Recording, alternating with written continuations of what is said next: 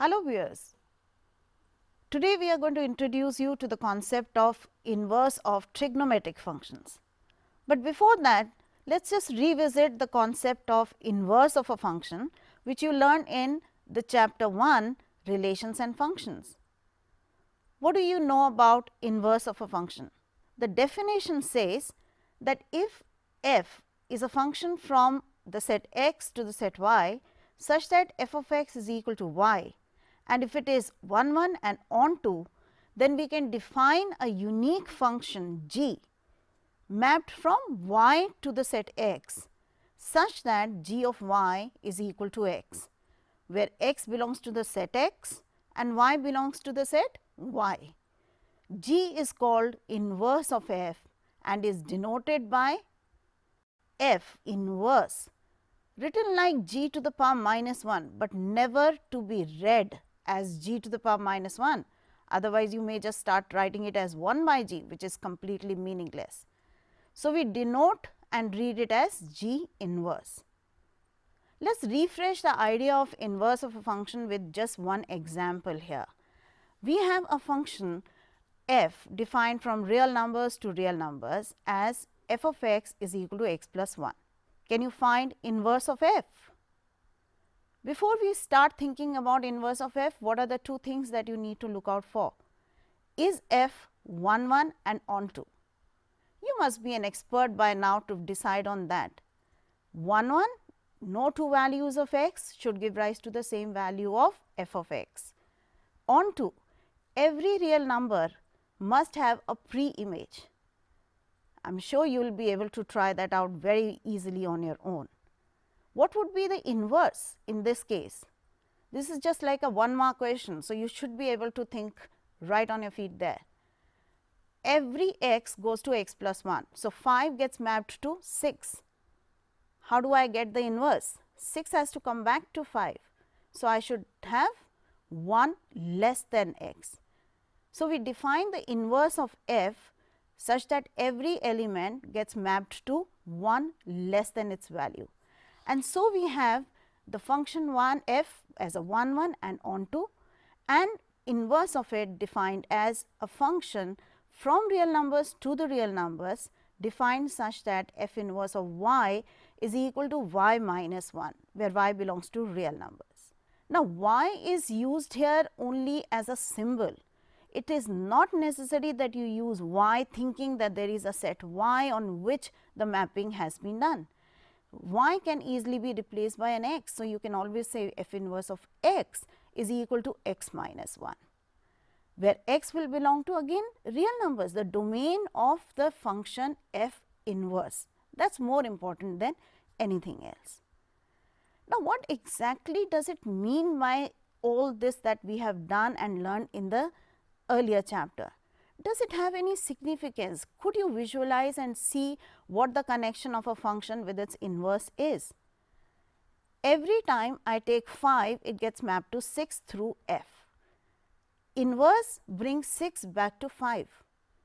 Let us take a minute on the graphical interpretation of this exchange of position of the coordinates of a point.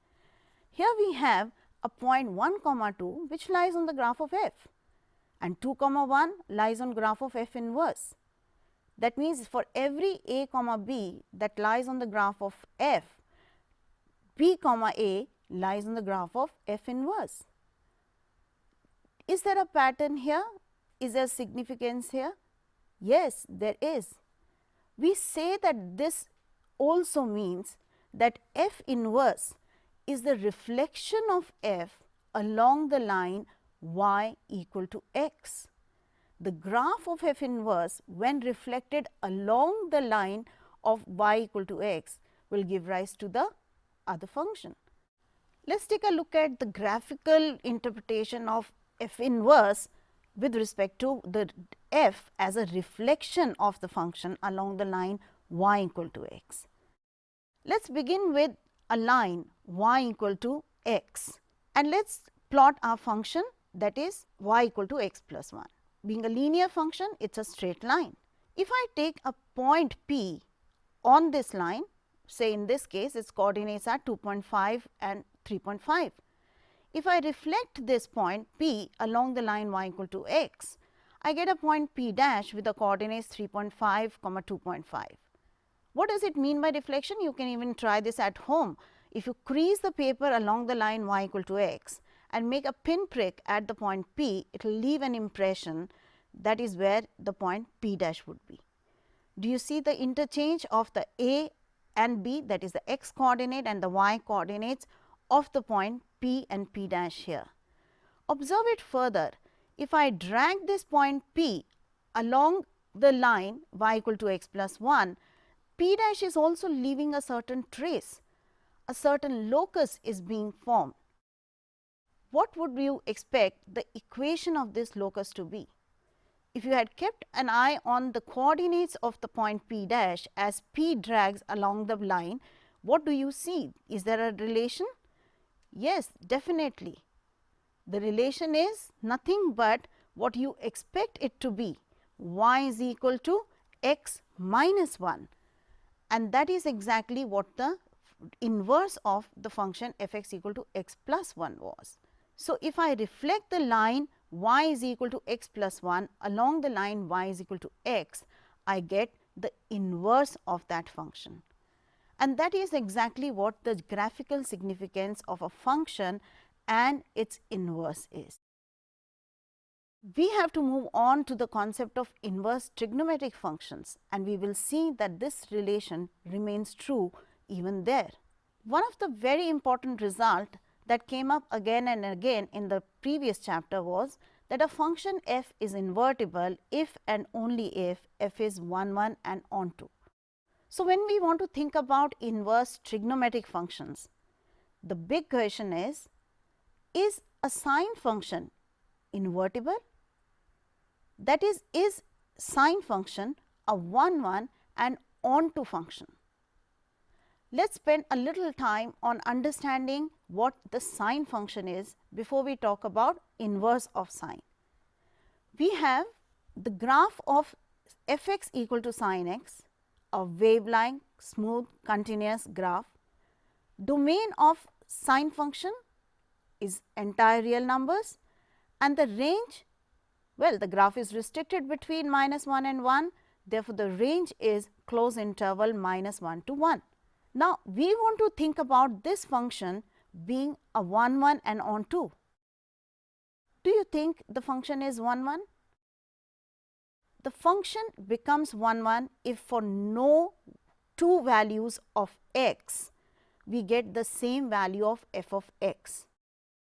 If you observe the graph closely, would you be able to comment and say whether the function is 1, 1 or not?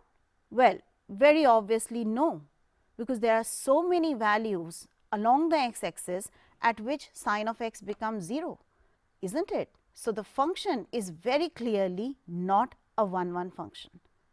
I can always make it onto by mapping it onto the range of f, which is a closed interval minus 1, 1.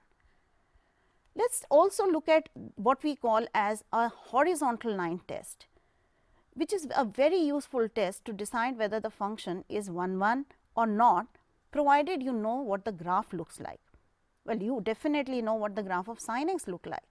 And if I take a horizontal line, which in this case is cutting the graph at more than one point, typically this means that the function is not 1, 1. Think about why. Why does this say that the function is not 1, 1? If a horizontal line cuts the graph at more than one point, it means that there are more than one values of x at which f of x is same, and therefore, the function is not 1, 1. So, sine function fails to be 1, 1 over its entire domain of the set real numbers. So, to think about the inverse of it, can I maybe limit the domain? Can we put some restrictions? Can we be selective on the domain of the function and then discuss its 1, 1s? If you look at this graph closely, can you identify the sub intervals of the real line over which the function is 1, 1? That is, look for that piece of the function which is cut by the horizontal line only once, and I want it to be on to. So, I want all values from -1 to 1 covered in that. I am sure you are coming up with many answers, and yes, there is no unique answer to this. You can have several intervals over which the function is 1 1 and on to. As you can see in this graph with the different colors, you can see a minus 3 pi by 2 to pi minus pi by 2, minus pi by 2 to pi by 2, pi by 2 to 3 pi by 2, 3 pi by 2 to 5 pi by 2. These are all sub intervals of the real numbers over which the function is not only 1 1, it is on to as well. And that is where we are now ready to define inverse of the trigonometric function and especially of the sine. And so, now over these sub intervals, we are able to see the sine function to be 1 1 and on to. Sine defined from minus pi by 2 to the closed interval minus 1 1, or pi by 2 3 pi by 2 to minus 1 1, or any other sub interval that you identified over which the function is 1 1 and on to, has an inverse defined. So, we define inverse of sine function as sine inverse mapped from closed interval minus 1 1 to the closed interval minus pi by 2 to pi by 2, as sine inverse of x is y if y is equal to sine x. This branch is called the principal value branch. You can define sine inverse over other intervals as well, where the range could be any other sub interval that we just discussed, but if it is a principal value branch, the range of sine inverse must be minus pi by 2 as a closed interval. Let us take a look at the graph of sine inverse as reflection of sine along the line y equal to x. So, again we have the line y equal to x and the graph of y equal to sine x. If I take a point A on this graph and reflect it along the line y equal to x, if I drag the point A, it will leave a certain trace. Do you see that happening? And if I move it further up and down, you are able to see the same wave-like curve draped along the y axis. So, there is kind of an interchange of x and y happening here. But what is the principal value branch? The principal value branch is only when we are defining it between the interval minus pi by 2 to pi by 2. And therefore, the sine inverse function is defined only when the sine function was 1 1 on to, and for that we had to select sub intervals of the real lines over which the function is not only 1 1, but on to as well with the range minus 1 1, and we defined the sine inverse x to be y when x was sine of y. This is typically what we will be doing for other inverse trigonometric functions as well. Let us take a simple 1 mark question based on what you have learned today. Find the principal value of the following: sine inverse minus 1, sine inverse 1 by 2. Sine inverse minus 1 is our first part. Let us try that. Since it is our first question, you may just do it a little more detailed, otherwise it can be done orally as well. Suppose y is equal to sine inverse of minus 1, then by definition sine of y is minus 1. Sine of y is minus 1 at infinitely many values of y, but since our principal values lie between minus pi by 2 to pi by 2, you will only select that y which gives us minus 1 and lies in this interval, which obviously is minus pi by 2, and that is the principal value of sine inverse minus 1. I am sure you will be able to try the second part also on your own, but here is the solution for you: sine inverse 1 by 2. If you write y to be sine inverse 1 by 2, then sine of y is 1 by 2 by the definition of the inverse. For principal values, again you will select the value which lies between minus pi by 2 to pi by 2, including the endpoints, which is nothing but pi by 6, and that is the answer for sine inverse of 1 by 2. So, with this we end today's lesson. Hopefully, you have understood not only what sine inverse is, but you also have been able to visualize the inverse of a function taken as a reflection along the line y equal to x. We will discuss principal value branch of the other inverse trigonometric functions in our next lesson.